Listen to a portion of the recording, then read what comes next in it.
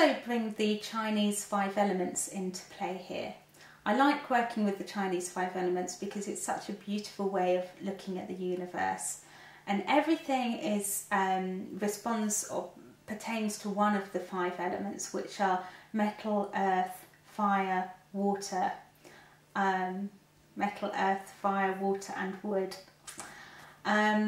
And we need to be flowing freely in and out and through of these 5 elements all of the time. And each season pertains to an element. So spring is wood element, summer is fire, autumn is metal, winter is water, and then we have a 5th element, which is earth element, and that slots between summer and autumn, and that's our late summer. So at the moment we are somewhere between late summer and autumn. The summer's drawing to a close, the autumnal weather's starting to come along, we've got the autumn equinox round the corner. So the foods I'm looking for are the earth element foods, which are going to be corresponding to late summer, and the colour of earth element, which is yellow and orange, the taste, which is sweet. And we're looking at things like butternut squash and pumpkin fit into those slots. All the squashes that are around at the moment fit into that absolutely perfectly. And then grains such as millet will fit in there quite nicely too. And then we're moving into autumn, where the colour is white and the taste is pungent, and that's our metal element time. So the foods would be things like onions, garlics, leeks, the mild spices like turmeric and so on. A good grain for autumn would be short grain brown rice, which I know we call it brown rice, but it is actually white. And anything white or pungent in that way. So at this time of year we can work with both of those flavours and colours and energies. So we can use the foods that relate to each of the elements to support us through the season, so that it helps our journey through the seasons and to keep us moving fluidly through the year. And we can also use them to support issues we might have with individual organs that might relate to a particular element. So for example, the metal element organs are the large intestine, the colon, and the lungs. So we can use the pungent foods and the white foods to support us throughout the year if we're working on a lung imbalance or a large intestine imbalance.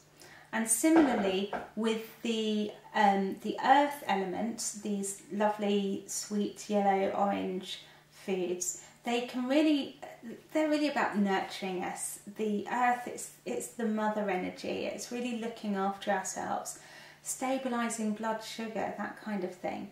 And we can work on that all year round with an awareness of using these foods. And with an awareness that a lot of these foods have that sweetness that we may need to trigger some of that nourishment. But actually, if we're reaching for them all the time and we can't get enough of them, perhaps it's that sugar that we're going for. Perhaps there's a lack of nourishment elsewhere in our lives that we're trying to replace with that sugar, and we need to seek out how we can address that balance in that way. We can particularly use the awareness of the 5 elements and our own awareness of how we're responding to seasonal changes at times like the equinoxes, where the seasons really do shift. So the autumn equinox is usually around the 20th, 21st, 22nd of September, and the spring equinox is in March.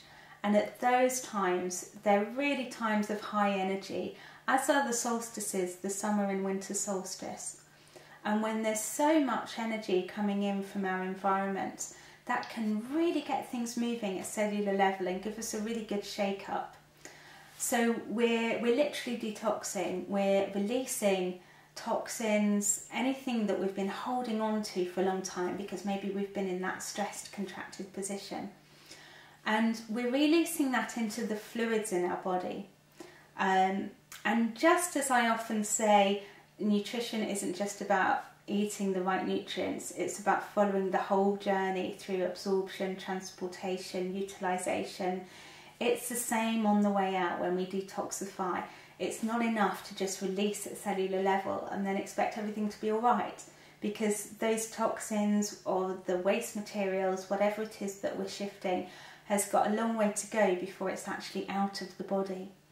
So it moves through the interstitial fluids and lymph into the blood, then into the liver, and the liver has to process it, and it's a real workhorse, so it quite often gets overwhelmed. And then the liver has to decide how it's going to get those toxins and excess materials out of the body, which may be through the bowel, through the kidneys, through the skin, through the breath. There are a number of options of releasing, and the liver needs to make that decision how and why it's going to do that. And plan A will always be the best possible way, but if for some reason we're clogged up or we're suppressing that route out, it will go for plan B, plan C, plan D, until finally it might just run out of energy or places and just say, okay, let's just store this until we've got somewhere that we can release it, or some more energy, some more space. So we can work with nutrition. We can learn through experience about how different foods affect us at different times of year. We can learn through experience about how we respond at different times of year to different seasonal changes, to the equinoxes, to the solstices. And we can learn about how we can keep on track with that, how we can stay connected, focused and clear, so we can navigate through those times. So if you'd like to find out more about that, have a look at my website, www.connectwithnutrition.co.uk. And there will be details there of how you can maybe come along to a workshop or a retreat, or find out more information, or come for a personalised consultation.